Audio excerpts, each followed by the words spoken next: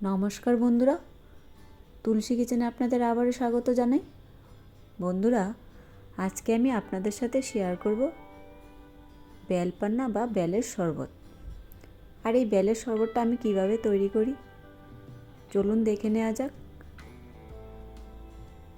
আর এই বেলের শরবতটা তৈরি করার জন্য আমি প্রথমেই আমাদের গাছ থেকে 3-4টে বেল পেড়ে নিলাম।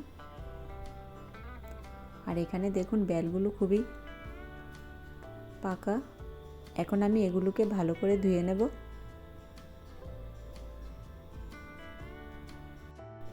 আর সবগুলো বেলকে আমি ভালো করে ধুয়ে তারপর এরকম করে ফাটিয়ে নেব। আর এখন আমি একটা চামচের সাহায্যে বেলের যে ভিতরের অংশটা এরকম করে ছাড়িয়ে নিচ্ছি।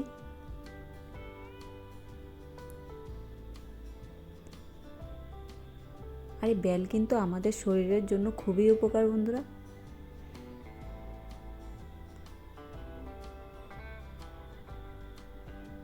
দেখুন আমি সবগুলো বেলই এরকম করে ছাড়িয়ে নিলাম।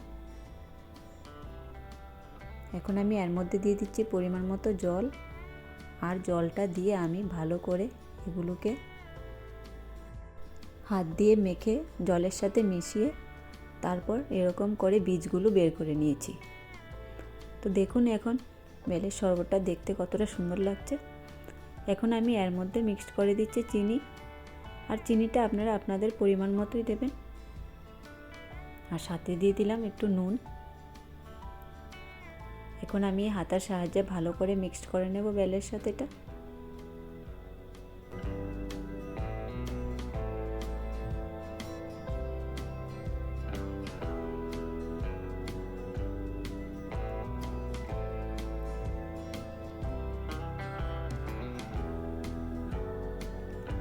আর এই বেলের শরবতটা কিন্তু ঠান্ডা জল দিয়ে বানালে এটা খেতে খুবই দারুণ লাগে বন্ধুরা। আপনারাও বাড়িতে ট্রাই করে দেখবেন।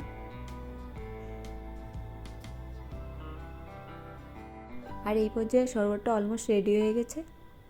এখন আমি গ্লাসের মধ্যে সার্ভ করে নেব।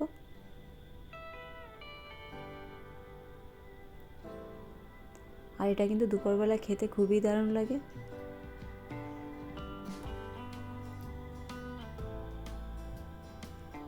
আর এর উপরে দিয়ে দিলাম আমি কিছু চেরি। আর চেরিগুলো দেওয়াতে দেখুন বেলের শরবতটা দেখতে কতটা লোভনীয় লাগছে। তো বন্ধুরা, বেলের এই রেসিপিটা আপনাদের কাছে কীরকম লাগলো প্লিজ কমেন্ট করে জানাবেন। আর যদি ভালো লেগে থাকে লাইক, শেয়ার, কমেন্ট এবং সাবস্ক্রাইব করতে ভুলবেন না। ধন্যবাদ।